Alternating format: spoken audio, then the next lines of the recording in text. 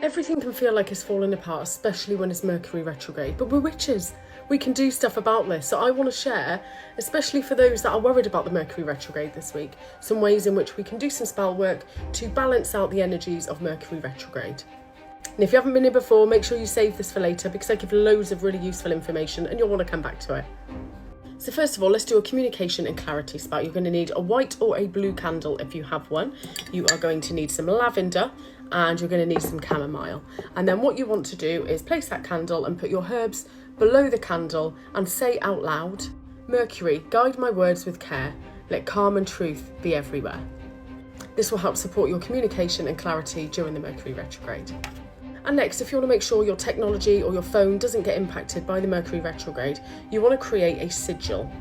Now this is a tech protection sigil. If you're not sure how to make sigils, please drop me a comment. I can go through that in a separate video. But what you want to do is put that sigil on a piece of paper and then place it behind your phone. And if you don't have a phone case, just open up the phone and you can put it inside.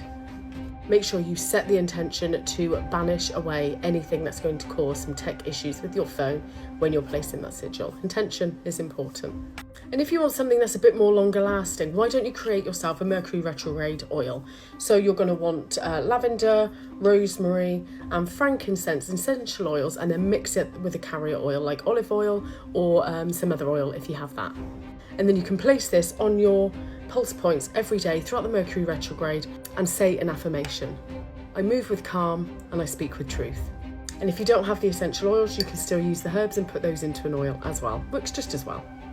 So I hope now you're not fearful of the Mercury retrograde. You can empower yourself to take some action to mitigate some of the energies that are going to be flying around during this Mercury retrograde season.